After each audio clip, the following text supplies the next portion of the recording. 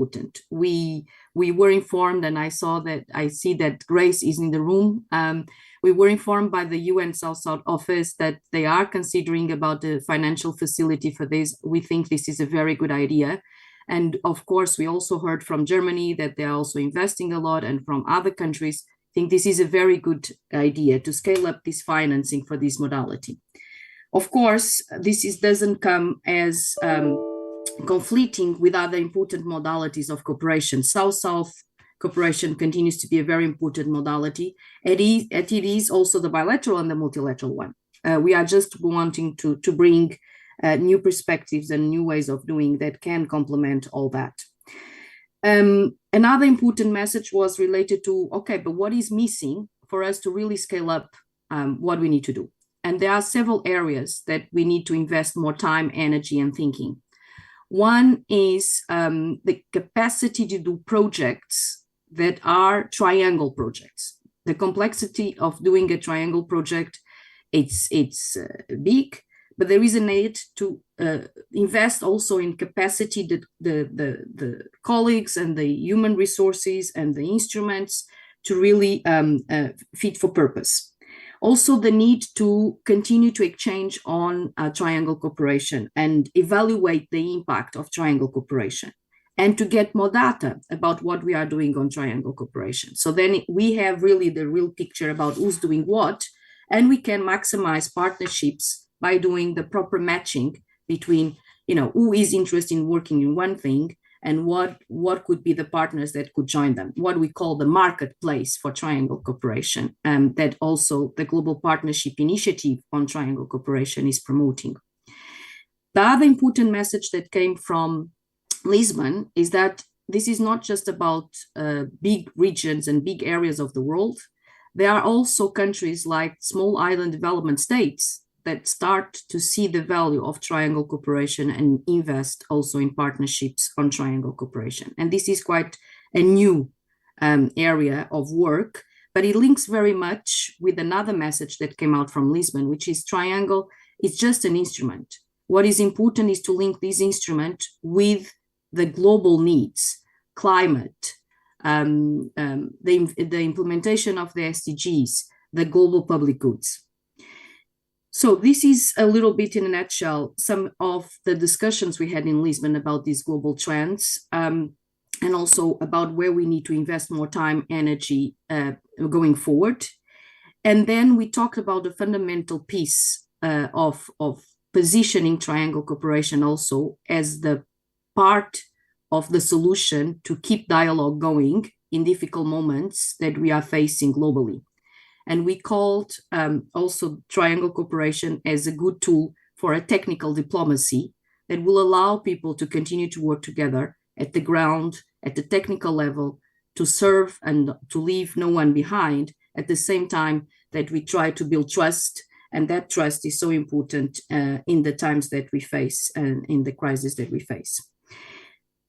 I move now from this second point about the Lisbon message to the third point, which links very much with also the topic, which is, in terms of the ecosystems then.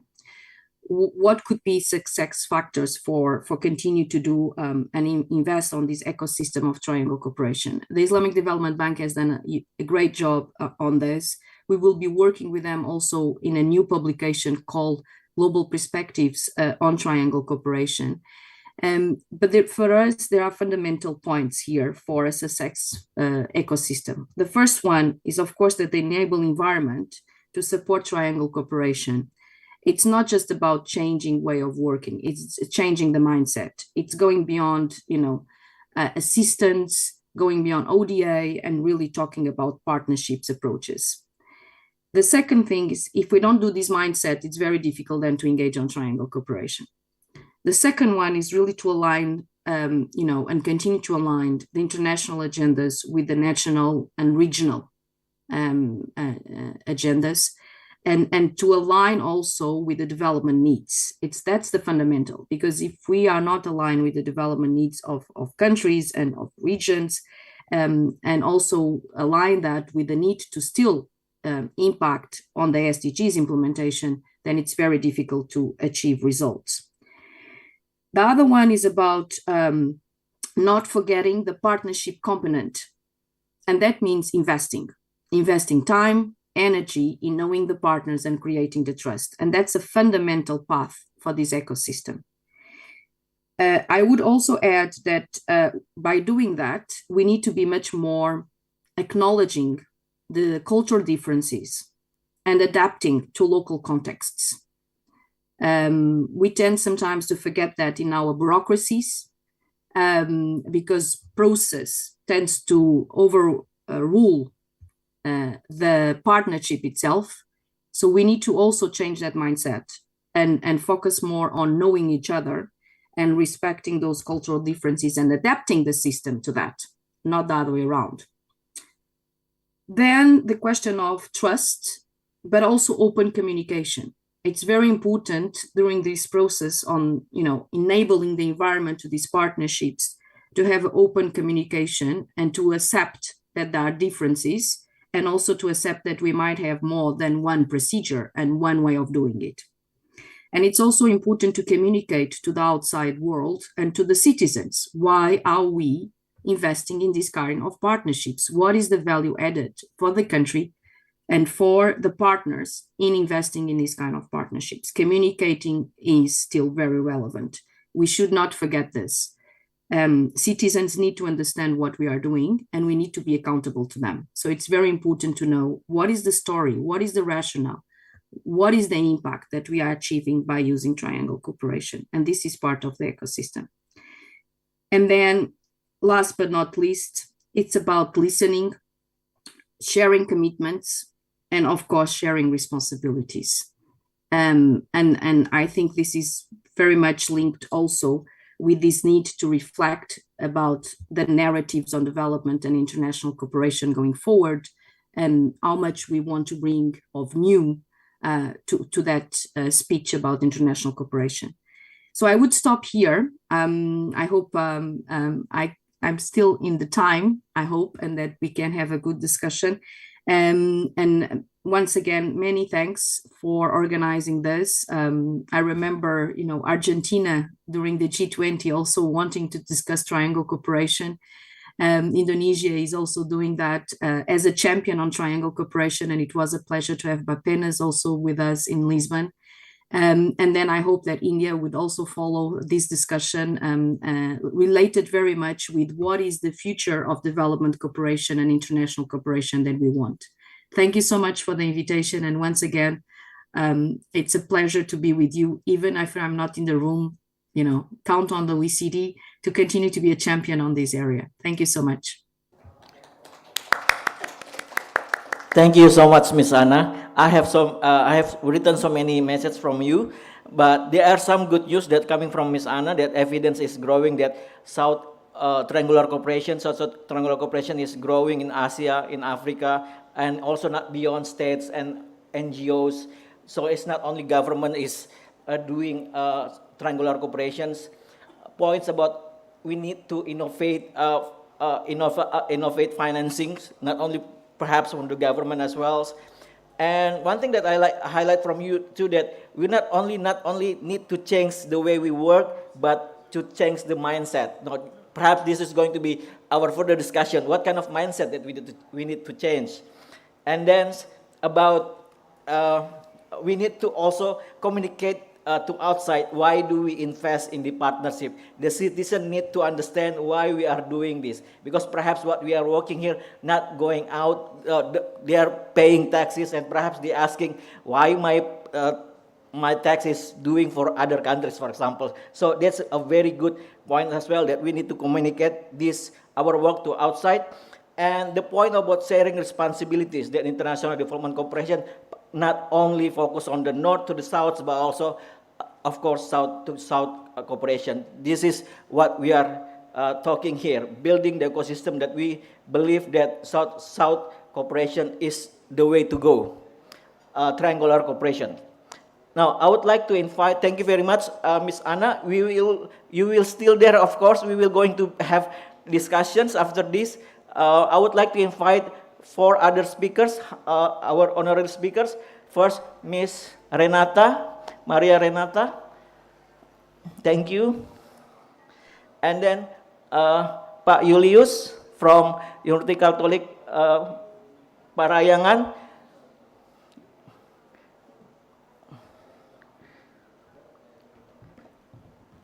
Mr. Niall Saville, Pak Ahmed Faruk Diken. Thank you all for being here. It's nice to have, we already have discussion last night, fruitful discussion like that. We're going to continue again today.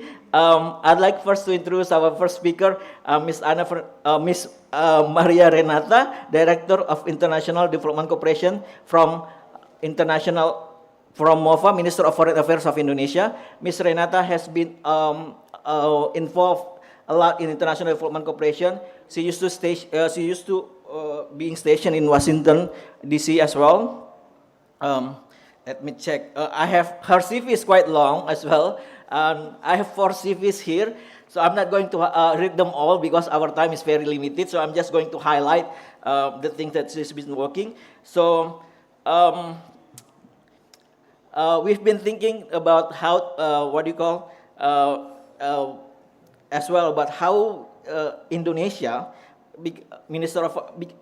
Last night we are talking about how Indonesia has evolved, yeah, from just we already been doing in a way South cooperation since the 80s in the old regimes, but it's directly from technical departments. We haven't have coordinating department at the time. So in terms of policy, how the ecosystem in Indonesia evolved is going to be delivered by Miss Renata. Thank you.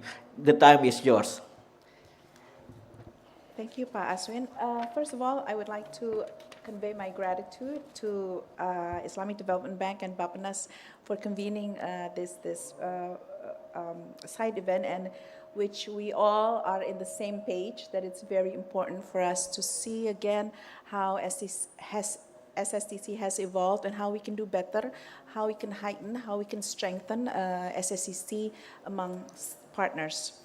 And it is indeed an important momentum to highlight the issue of SSTC on the sidelines of the G20 summit in order, of course, to build stronger collaboration between our countries.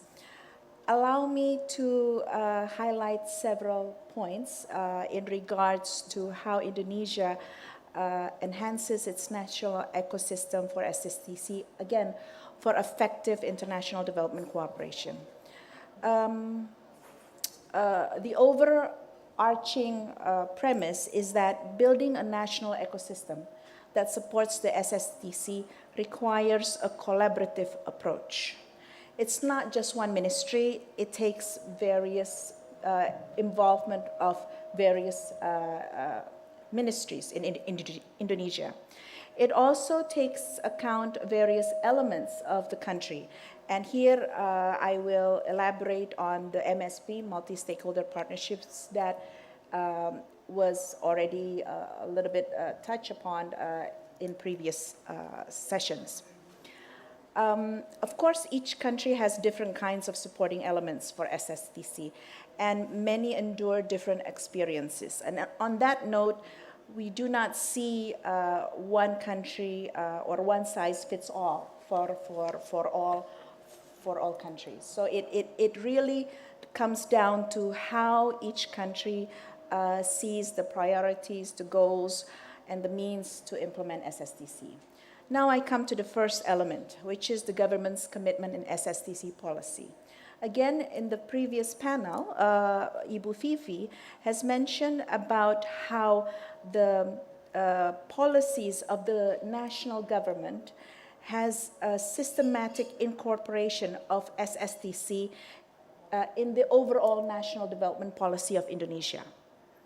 Where can you find it? You can find it in the National Medium-Term Development Plan, where it specifically states the importance of SSTC in our development planning. And that's why Bappenas is part of the ministries that is taking care of SSTC in Indonesia. Now, the integration of the government's commitment to SSTC facilitates the mainstreaming of SSTCs in all relevant national or national ministries or government institutions. And this allows the government to secure, of course, the financial resources allocated for SSTC, which again could consequently build a sustainable and long-term SSTC program. I also would like to recall that Indonesia's government for SSTC could be traced back to the Asia-Africa Conference in 1955. And then it further is cemented through the Non-Alignment Movement Conference in 1961. My second point touches upon the national strategy for SSTC. Developing a national strategy for SSTC in Indonesia is, of course, necessary. It becomes a reference for the government to coordinate with our relevant domestic stakeholders. I can name a few. For example, with our Ministry of Agriculture, Ministry of Small and Medium Enterprises, Ministry of Fisheries. These are all line ministries that we work together with. And this dates back since 1980s for that matter. But I will explain that with the establishment of Indonesian aid in 2019, it becomes more integrated, including the funding-wise. Indonesia's national strategy for SSTC helps identify the development needs of developing countries and LDCs, so we can make options on what kind of development assistance Indonesia can share, can offer to other countries. And based on needs assessment, we further connect with other partners. The government connect with other partners, other stakeholders, including training centers, centers of excellence, universities, the business, the private sectors, etc.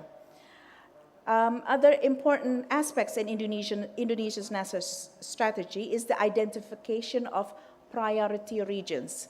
One of the speakers in the previous panel mentioned that we need to see our neighbors. Where can we provide share experience, share assistance? So it starts with our neighbors and then works towards other regions. Now I come to the second element, which is the National Institution for SSTC. Here I would like to point out that in Indonesia, there is the National Coordination Team for SSTC. It involves 4 ministries: the Ministry of Foreign Affairs, the Ministry of Finance, the State Secretariat Ministry, as well as Bappenas, Ministry for Planning. And if we see the 4 ministries, we take into account 4 elements: the foreign policy element, the finance element, the technical assistance element, as well, of course, as the national planning. So you could see it in a way as a steering committee that sees the policies, that provides the guidelines for how we implement SSTC. Now I come to the second element, which is very important, Indonesian aid, or what we call in Indonesia LDKPI, which was established in October 2019. I see there our Executive Director for Indonesian aid, Pak Tor. If we look at the establishment of Indonesian aid in 2019, we see it as Indonesia's specific commitment to have the funding for sustainable assistance in SSTC. I will touch more on SSTC financing through Indonesian aid. Back to the National Coordination Team for SSTC, it enables these 4 ministries to work together, to collaborate. And when I say to work together and to collaborate, we have a very strong collaboration. These 4 ministries, it comes naturally to us, the four entities, to work together, to set guidelines, to evaluate, to do the whole design of the project in such a way until it becomes a project, and then we evaluate. But each has its own portfolio. Each has its own responsibility. Now I come to the next element, which is the SSTC financing. As I mentioned, the Indonesian aid was established in 2019, And it was established to support the provision of funds for Indonesian development cooperation by undertaking investments and managing the endowment funds. So by managing those endowment funds, there is a yield. And the yield to that endowment fund is what we fund those SSTC. Again, SSTC, it can be anything. It also includes capacity building programs. How we see this funding, this financing for us, for Indonesia, is an innovation in Indonesia's SSTC financing, because it replaced the previous financing model where fund was allocated to different ministries. Now, with the endowment fund, it enables the Indonesian government to secure, again, long-term and sustainable SSTC financing.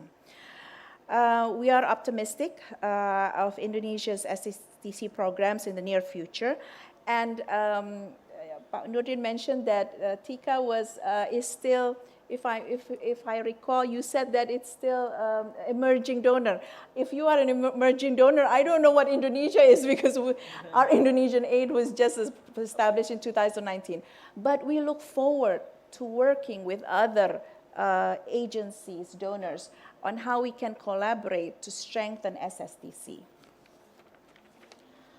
And I come to the last point, which is the multi-stakeholder partnerships, which have been touched with previous speakers. The government continues to encourage and support participation of non-state actors in SSTC. In fact, we have collaborated with many private sectors on how to go about, on how to implement these SSTC programs, be it in capacity building or other technical cooperation. We also understand that with the participation of the private sectors and state-owned enterprises in the long term will help support trade and investment. And so we can say that MSP or multi-stakeholder partnership in SSTC not only benefits the recipient, but also the donor. Let me conclude also by stating that we have a significant number of centers of excellence across the provinces in Indonesia that have the potentials to contribute to SSTC programs. In fact, some of them are here today, as you can see at the expo. I encourage, of course, you to meet and network with them and see how we can develop potential cooperation. And I end with that. Thank you. Thank you very much, Miss Renata. I call her by her middle name. So the point that she asking, that we already have our innovative financing, long-term and sustainable financing. I believe not only for, I think we learned that from the scholarships, yeah, because Indonesia also have a model of what do you call that one? LPDP. No, I mean the systems is endowment fund, meaning that we only use the yield for that for the scholarships. So it doesn't depends on the state financing, annual state financing. So Indonesia is emerging donors, and from the exhibition you have seen during the lunch, there are so many examples of what Ms. Renata already mentions about involving private sectors, ministries, technical ministries, and also Center of Excellence. My university actually one of the Center of Excellence as well. Thank you, Ms. Renata. I would move to Pak Yulis. Pak Yulis is going to talk more on examples of Indonesia on the implementation of those policies that already being developed by 4 ministries. Yeah, they already mentioned the steering of Indonesian of Finance, and then State Secretariat, and then Minister of Foreign Affairs and Planning Agency, our Bappenas. So, Pak Pur, go ahead. You have 10 minutes. Thank you. Indeed, thank you very much, Mas Aswin. Ahmed, thank you for inviting me, and also the Bappenas. It's very glad to be here. And yes, I'm very pleased and delighted actually to share practical experience in the delivery of triangular cooperation, which has been very successful. And then, as an academic, we also continue with another work to maintain the achievement that already made in the, from the triangular cooperation.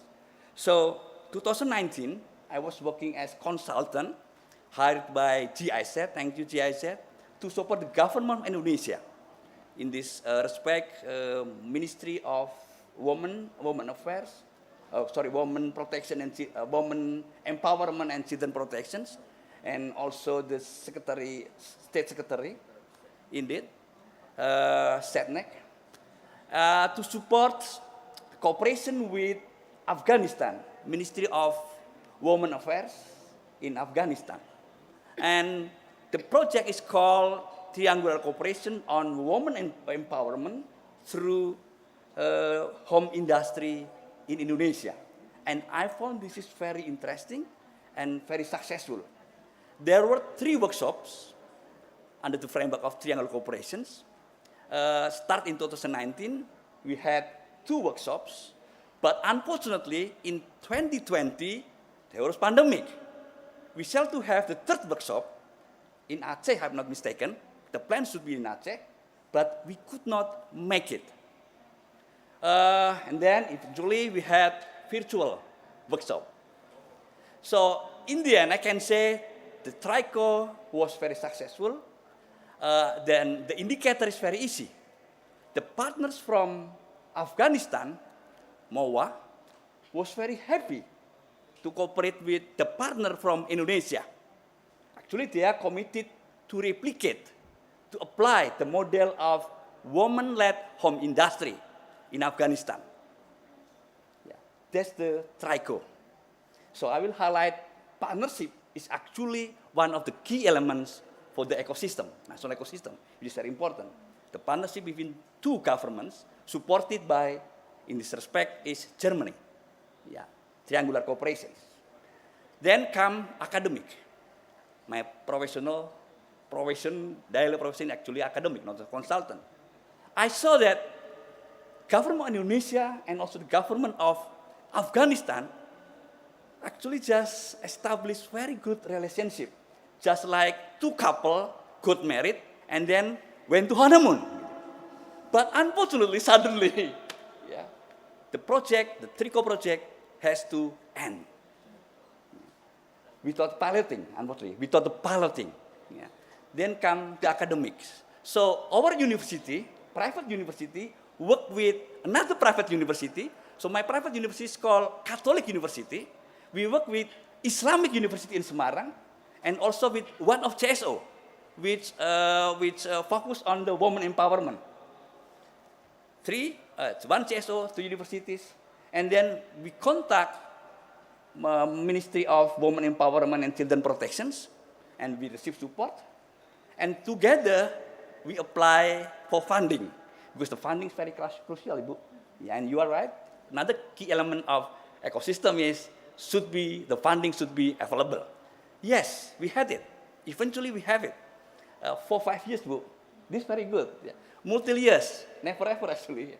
So the plan of our, I don't know if this is categorized as social cooperation, but the point is that it was initiated by the private, non-state actors in cooperation with the government, then working with Afghanistan. Yeah. Yes, 5 years. We have the plan. The first plan is, of course, to build a roadmap.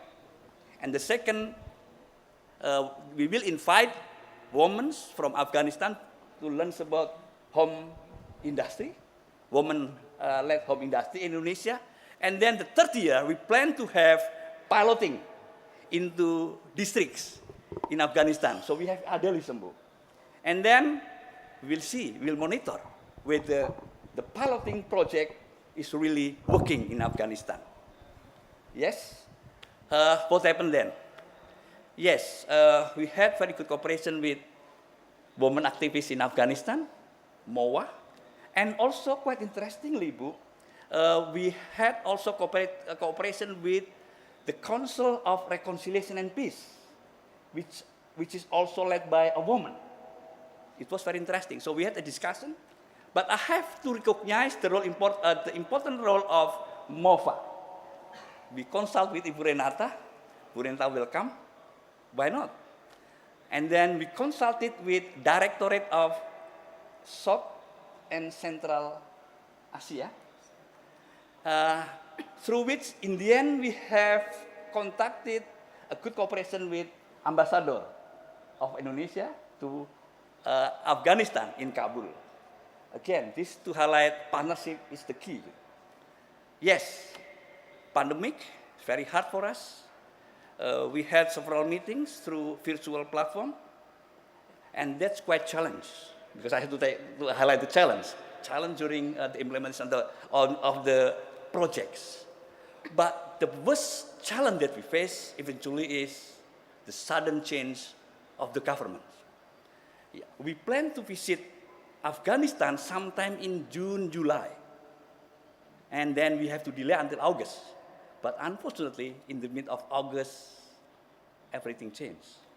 All contact that we had in Afghanistan, either they had to flee to European countries, or to stay in Afghanistan. But unfortunately, living in danger, seriously dangerous.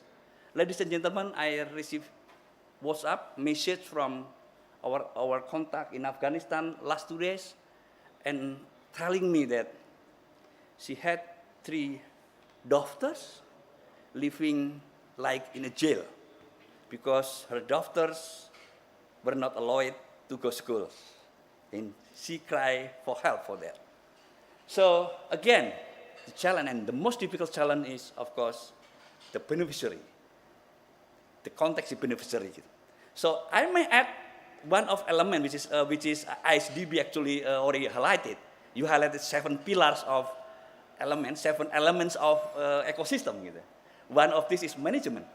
But I'm thinking maybe ISDB need to include like risk management that might happen, and you may have to anticipate not only what happened in the national institutions, but you need to consider the situation in the recipient countries. Mas Aswin, I think you have some points for identifying the key elements of ecosystem. Thank you very much, Pak Yulius. So mention a lot of real examples of Indonesia experience. I believe that both Ibu Renata dan Pak Yulius do not trying to promote Indonesia that we are now a big country, so we are donor country now. No, I believe that we are trying to show you that we have learned from our own experience that it's not that easy to actually have triangular cooperations. Like Pak Pur already mentioned, that you never expect that the sudden change of government can stop all those work that we already been doing. 2 workshops already, and the next one is the 3rd workshop, but suddenly just change on all those beneficiaries that already we invested in, just like gone like that. But it doesn't stop us. It doesn't stop us at all. I believe that we learn from it. And what I like to emphasize from Pak Yulis' presentation that already mentioned also Bu Ana about cultural sensitiveness. Indonesia going into Afghanistan perhaps is a lot more easy if compared to developed countries. Indonesia have those experience of being as a majority Muslim countries, but we also show them that we have this tolerance.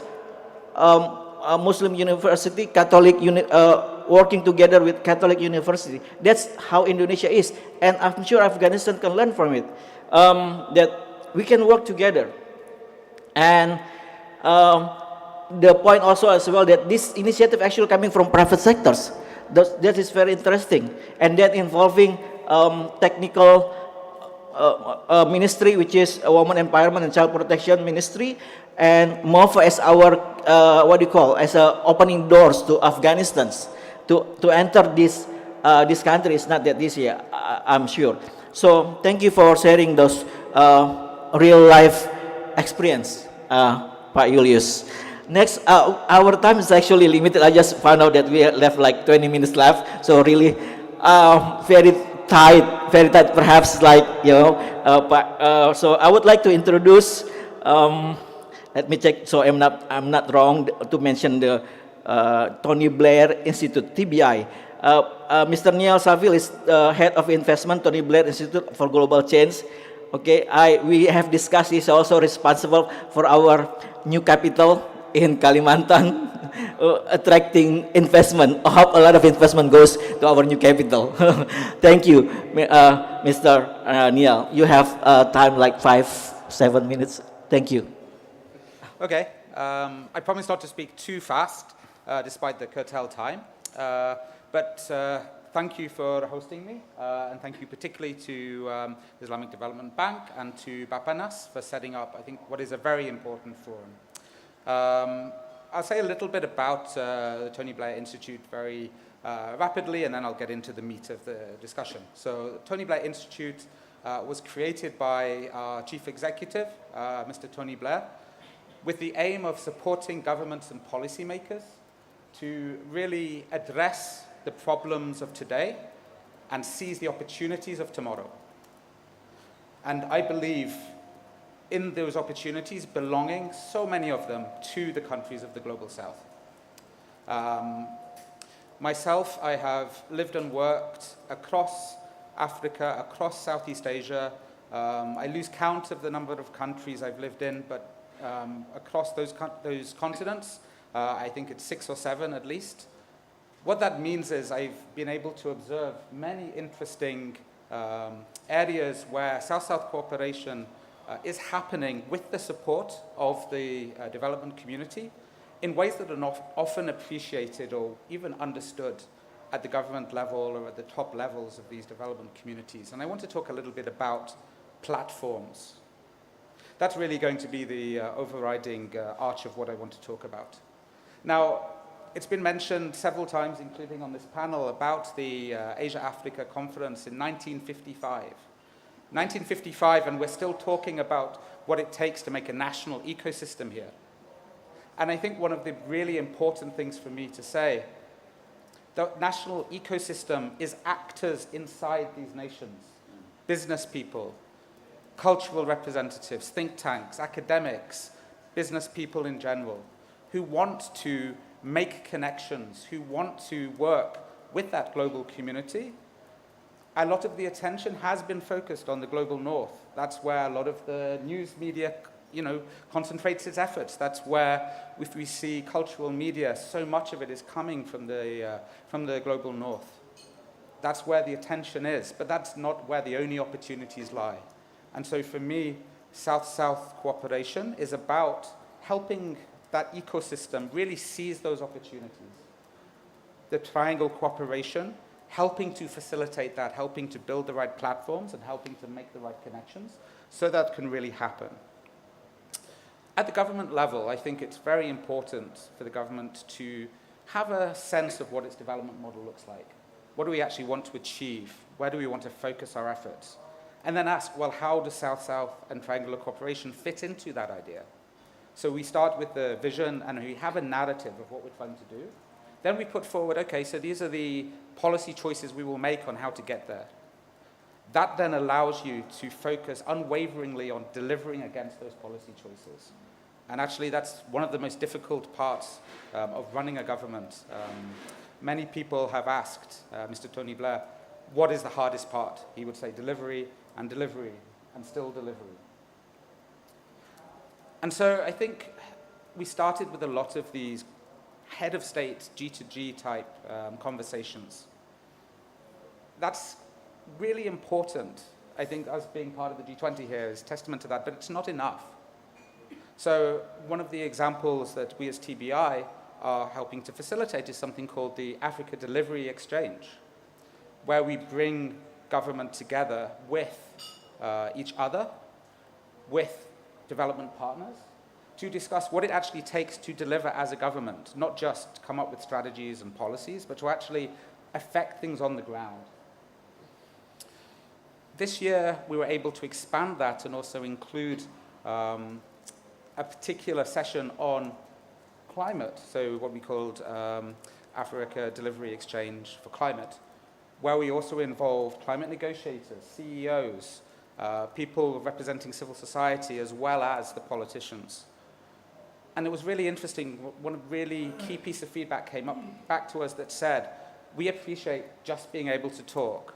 There was no agenda imposed on us externally, but this was a space for us to swap our ideas and come up with what was really important to us. And I think that sense of these platforms being a space to collaborate is really, really important. That's very much at the top level. I wanted to share another example quite close to my heart from when I lived in Tanzania, a place called the Nafasi Art Space.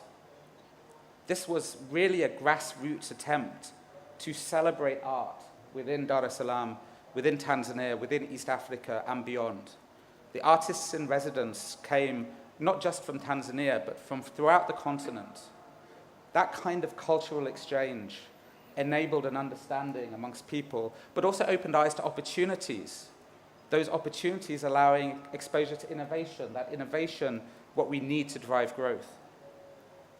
I'm very happy to say that Nafasi has attracted sustainable funding from the development community actors, which means it can keep going. And that, for me, is a great example of what triangular cooperation can be about. Not just people at the top level all talking to each other, but actual investment into grassroots activities. And if you ask those people, are you a part of an ecosystem that links countries together? I think they would say yes. And so developing that kind of ecosystem, for me, that is where we should really focus our thoughts and attention. And we can only have that focus with the right strategies put in place, the right choices, and the right policy set built around that.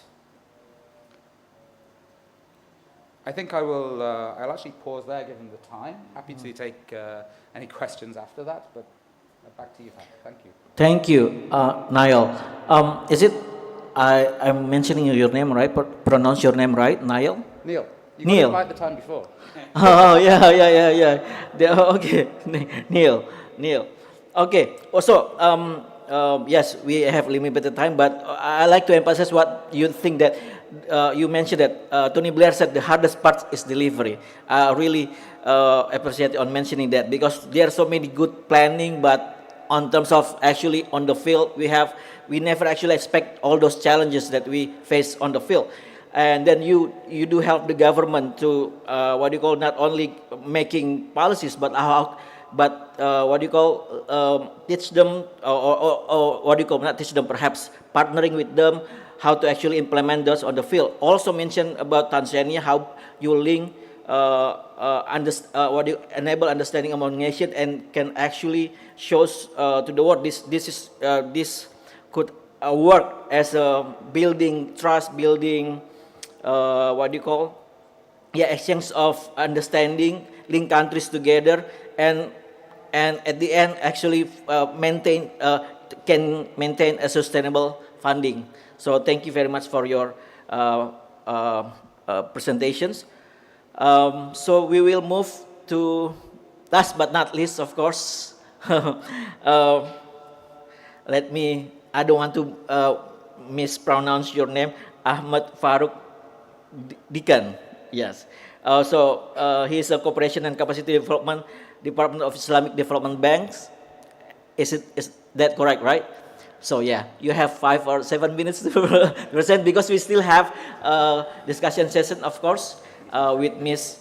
Anna as well. Thank you. Okay, thank you so much, Mr. Aswin, and many thanks to all the speakers.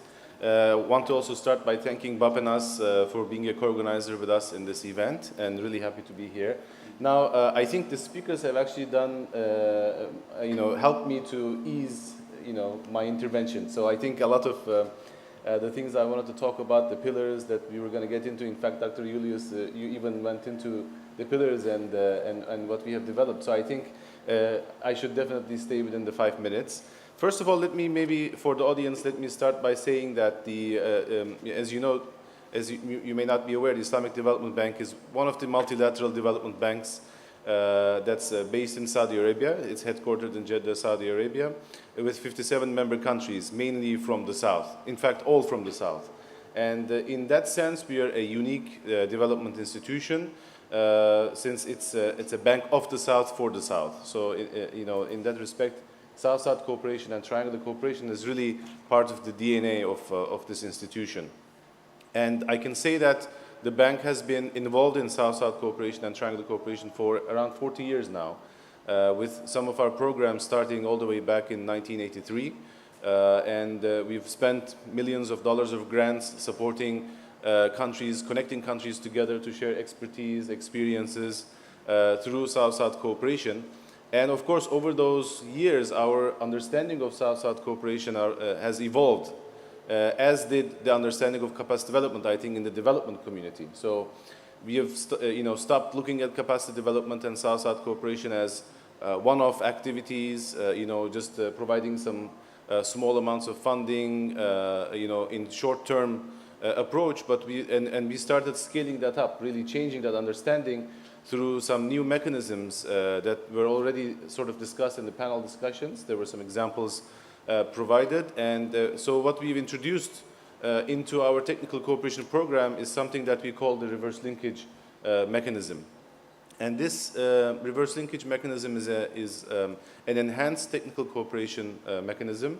Our projects through this approach are much more longer term, and they are really focused on results. So we are really working with the beneficiary and the recipient countries to develop solutions that are sustainable, and we play the role of a facilitator. And another thing that is important to highlight here is that we are not, as the bank, are not the solution provider.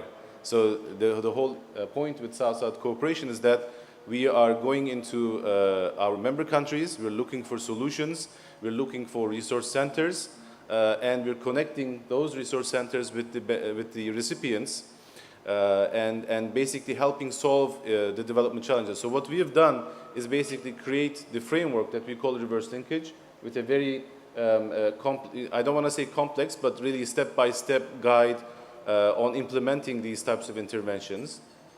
Now, I started with the reverse linkage because I will come now to the national ecosystem from that. So our experience with doing these projects in our member countries has also given us an ability to see the existing capacities in our member countries and to see where the gaps are when it comes to implementing South-South cooperation. So as Mr. Niall also mentioned, for example, since 1955, South-South cooperation is on the map, but still the ecosystem or the national and institutional arrangements were not really clear until then. Of course, many countries have established their agencies, they've established their strategy, some of them have even put them in their constitution.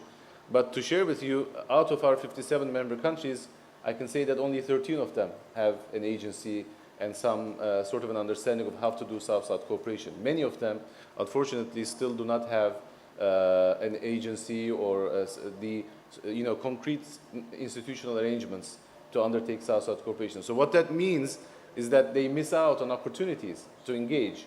So when you don't have a partner, a focal point, a national body that you can talk to specifically, then you find a lot of, let's say, disorganization in terms of how to undertake South-South cooperation. Too many actors that are not focused and don't have a national vision on how to promote South-South and triangular cooperation. So taking those lessons into account, what we have done during the preparation for BAPA Plus 40 that happened in Argentina is to prepare a framework. We commissioned the study first to sort of answer the question on what does it take to have a national, what does it mean to have national institutional arrangements, and what does it look like? What kind of pillars would we have in this type of an ecosystem? So this study then came up with 7 pillars, and several of them have been mentioned here, and we basically pitched this idea, this framework in BAPA Plus 40, and then in September 2019 it was actually launched at the UN General Assembly, on the sidelines of the UN General Assembly, with the support of the UN Office for South-South Cooperation. They've really been a great partner for us as well, and the South Center, I should mention that they were also a part of this process. So the 7 pillars that we came up with through the study was, number 1, political will. So the countries, first of all, have to have the political will to engage in South-South cooperation. As we mentioned, like Indonesia, for example, already has this in their constitution. So the political will is very strongly there.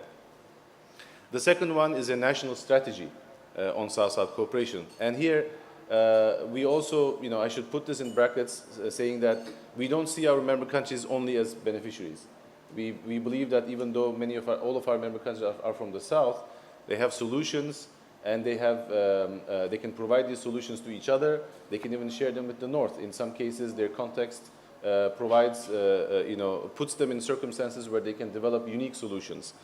So it's important to have a national strategy that focuses on a country being a beneficiary, but also a provider of solutions. And then the third one, the important one, which was highlighted, a national body focused on South-South cooperation. So here we see them in the form of agencies. Indo-Aid, for example, has been established by Indonesia. We have Turkey here, the Turkish Cooperation and Coordination Agency. Azerbaijan has one. Others are establishing. We're in the process of working with Guinea and Pakistan, for example, right now in establishing their agencies as well through some of our programs. The fourth one is information bases. So this is, in the country basically to identify where the resource centers are, where the solutions are, to be able to do that as a concrete step. And then the connected actors as number 5. And this is again within the country, where are the resource centers, and also externally, who are the partners, so how do we connect these partners together? 6 is financing mechanisms. That's very important. I think countries have to not just have a strategy and the political will, but also fill that up with some funding. It could be in-kind resources, but some sort of financing is important for South-South cooperation actors to engage in these processes. And lastly is performance management systems. So when we have all of these structures in place, we should be able to then measure our performance. And this is something that's being discussed in different panels today, as well as in different fora. It's a contentious issue, but we believe, as the Islamic Development Bank, some sort of measurement is important for us to see, for the countries to see how they're doing, for us to see maybe regionally and globally how South-South cooperation is performing, and to improve how we're doing South-South and triangular cooperation. So these are the pillars that we identified through this study. And this framework was launched, as I said, in September 2019. Now, of course, we didn't stop there by just coming up with a study and a framework. What we have done after this is to develop a capacity development program. So now the bank has a grant facility for our member countries to support those countries that don't have any elements or the pillars in place, to work with them and to establish these, the agency, the financing mechanisms, etc. We have our own assessment framework. We can go to our member countries and assess where they are currently, and then help them fill the gaps by taking expertise, again, by using this reverse linkage idea, by taking expertise that already exists in our member countries, as well as the North, to bring all of those together and establish these national ecosystems. So I think I'll stop there. I think that maybe I've just come to 5 minutes, I hope. But this is just broadly speaking what we've been doing as an institution. And we are looking forward to working with our member countries to support them further in South-South cooperation. Thank you. Thank you very much, Mr. Faruk. Islamic development already have 40 years of experience, already evolving. I think it's good to put you at the end because you kind of wrap it all up into 7 pillars. Like first the political will that your country need, at least in the constitution and in the law, that you have this sustainable strategy for working on social cooperations, and then you're mentioning about not see these countries in the south as only as beneficiaries, but also as the one who's actually giving out beneficiaries, and then information basis, resources, connected actors, financing mechanism, like Indonesia already done. I'm trying to think which one is Indonesia already done, but almost already been ticked, except the performance measure system. We haven't really discussed that. Do we actually have performance measurement system in Indonesia regarding our South-South triangular cooperations as well? So we still have time, about few minutes. A few minutes. I hope the committee is not too strict. Just because we still. I would like to invite the audience to also in the in the YouTube perhaps to ask questions. Okay, I see one already raised his hand. One person. Okay, another one. Okay, let's go for the first one first then. Thank you. Thank you for the opportunity. Good afternoon, everyone. My name is Eri Sofiatri. I'm the Director of International Collaboration at Sumbawa University of Technology. We are a newly emerging university. We've been around for only, I think, like 8 years, and then we have like a 31 study program in Sumbawa, West Nusa Tenggara. So I'll depart from what Mr. Niall said about like, I think like supporting movement on the ground, if I catch it correctly. So to give a background, I think like Indonesia has a large higher education system, consists of more than 4,000 universities. And I think after higher education reform in 2012, that one of the performance indicator that like demanded from higher education institution is actually like to conduct their own partnership, be it national, regional, or international. And my question is, I think this is specific to Ibu Miranda, and then also to Ibu, and then also to Neil. As a higher education institution, how should we like leverage what we have done in terms of partnership to be able to be sustainable in terms of like funding, for example? Like myself, I'm pretty new in this forum, and then like coming here, I would like to connect and maybe like to see how we would leverage what we have done in terms of like partnership. So the university, we open a scholarship program funded by the university, and then most of the participants are from the global south. We have a student from Zimbabwe, from Mali, from African countries, as well as Palestine and Lebanon, Argentina as well. And then I think last month we were approached by an institute of scholarship from Zimbabwean delegates coming to Jakarta, and they want to seek more for them to receive, for us to receive their student. But our constraints is always about funding, for example. Say like how we leverage this. I think we've done like what we have to do as a university, and I think now it's time to seek for a support, I think. So that's my first question. And then second, I think like Ibu mentioned about like you are working with quite a segmented region. So what is the criteria of this region to be able like, for you to work together? So for example, for us, can we propose and then this is what we do, and then like we want to, to get a support to leverage what we've done, I think. That's my question. Thank you very much. Sorry. Thank you. Is there any questions from the online audience committee? There's none. Okay. So I like just to go back to the speakers. Questions. The first one about partnership, about how to have sustained funding at the university. Indonesia already pushing more for scholarship for the countries from the north. I'm also from Brawijaya University. We have the quite same challenges problem as Sumbawa University, of course. So this is really like to hear from you, from the people who's actually not in the university. Thank you. Ibu Renata, first perhaps, go ahead. Yes, thank you for the question. Actually, with the establishment of Indonesian aid, we have started to seek opportunities where the finance of those scholarships can be done through Indonesian aid. Again, as I mentioned before, it was just established in 2019. So we still have regulations, we still have mechanisms that needs to be put in place to secure all the aspects that the funding, the monitoring and evaluation, etc., is in place. Again, because in terms of the question that you raised, specifically,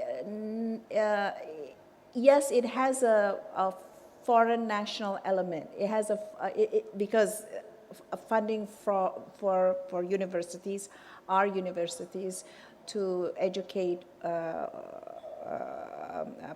our friends from countries around the world.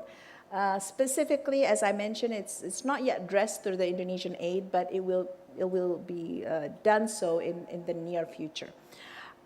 In regards, perhaps I can touch on the second question. Yeah,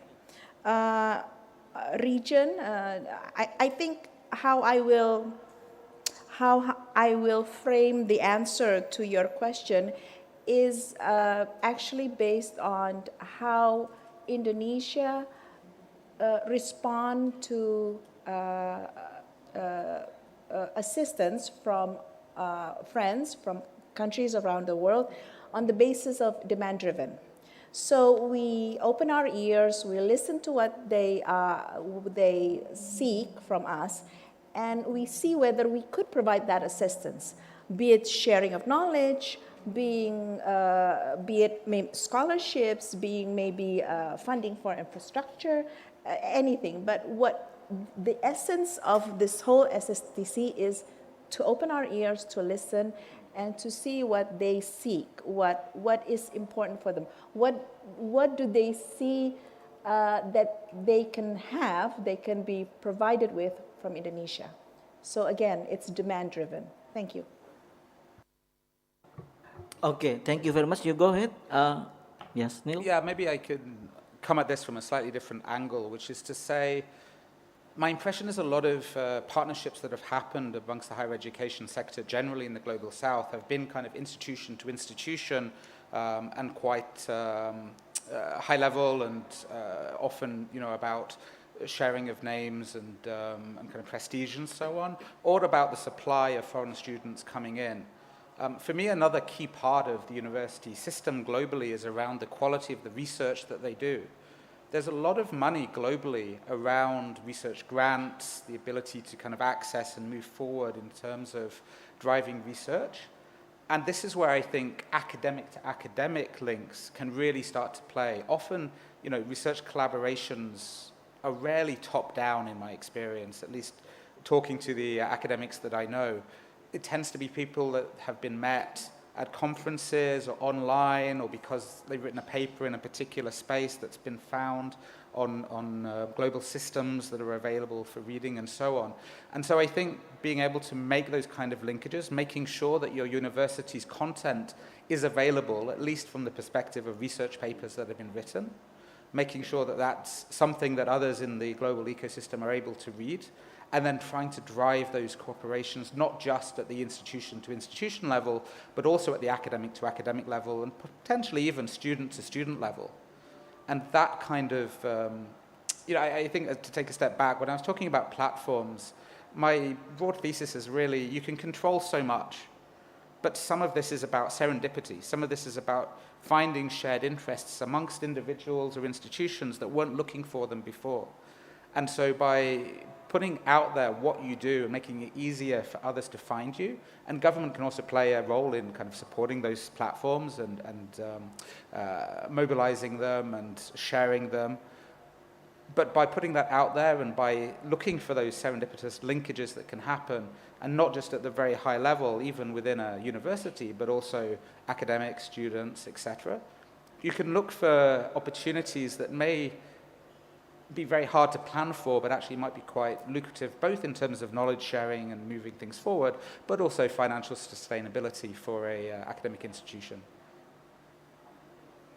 Thank you, Neil. Ms. Anna, would you like to add from that? Thank you. Yeah, very briefly, I think one of the possibilities is also to change the way we teach international relations and development studies. Sometimes I give lectures in the university, and one of the questions that I always raise is, do you know what triangle cooperation is? Generally, they don't.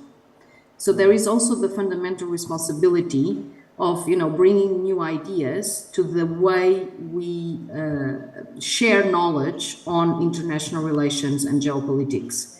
And I think bringing also the topic of triangle cooperation to the way we should work together and give more insights about what is South-South, what is triangle, and how the system is evolving is fundamental also for the students. So there is this component about doing projects on Triangle as a university and participating on Triangle partnerships. And, colleagues in the panel already referred to that. But there is also the component about how can we bring more knowledge around Triangle cooperation and also mention this modality and South-South cooperation to all the students that are engaging on science, on climate, on geopolitics, on international relations, and so on. And I think there, the academia is also a very strong partner because it's all this dimension of changing the mindset that I was talking about, where we also need to partner with academia to do that.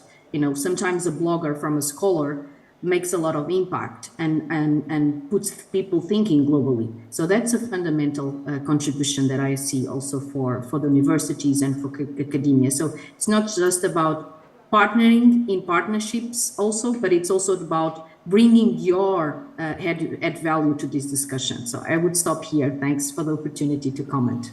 Sorry, can I add one more thing? Was it Yes, just to say, yes.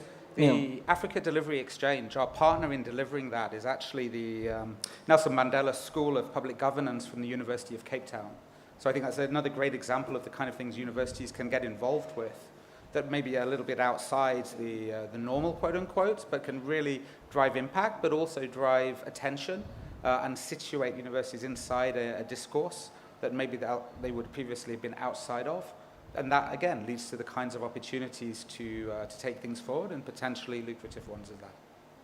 Okay, thank you. I can say that we as lecturers also have to have take more an active role. For example, I actually invite Miss Neni Marlina. She's from GIS. She's behind the one who's actually working for the triangle cooperation between Afghanistan, Germany, and Indonesia. I invited her to give the lectures to my class, and then also do research on her work, and then try to publish it. So, it's supposed to be more academics, more researchers working on this South-South triangular cooperation. So the one who's not involving is not only development workers, but also academics. And academics need to disseminate this information, not only to the students, but to the whole citizens, that their taxpayers, their tax actually is being in good use, So, yeah, so that's our job as academicians. Thank you. Can I still add more sessions, committee? No? No. They said no. So our time is so. I do really apologize that we cannot have more discussions. Only two questions being addressed. I would like just to have 1 minute conclusions that from all those presenters here, that it's not that gloomy.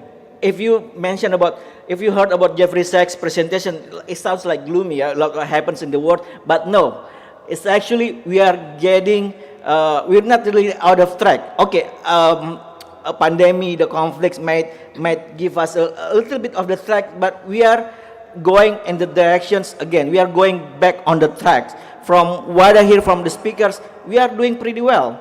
And I do believe these events and a lot of more engagement between all stakeholders. I'm really proud actually seeing all those presentation. I'm collecting all those names because I'm going to invite them all to my university, presenting about what they are working on during this their triangle cooperations. One mentioning about working in Fiji, how to catch fish more environmentally friendly. So why don't we share that to the world? No, then academicians supposed to be the one who actually involved in disseminating these informations. And then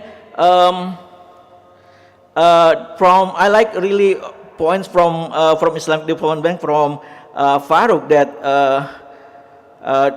from Miss Eva as well, changing the mindset. It is really important, not only changing the way we work, but changing our mindset about triangular cooperation, that seeing South countries not only as a beneficiaries, but can actually also work as a donor.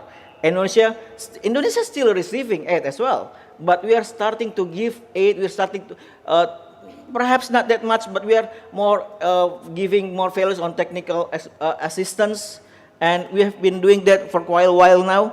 And so I believe can be also replicate to other countries. Perhaps do not believe that they can actually share their experience. But I believe, for example, Timor-Leste, they are now the #1 most democratic countries in Southeast Asia. They are quite well in terms of freedom of press. Why they're not sharing this to the world? So I believe there's so many things that we can learn from each countries in their development experiences. So thank you very much for your time here. Thank you very much the speakers to share their knowledge here. Very insightful, very fruitful discussions. We do hope seeing you in the next events, more offline events after the pandemic, for sure. Thank you very much. With this, I will close our panel session. Thank you very much. Assalamualaikum warahmatullahi wabarakatuh.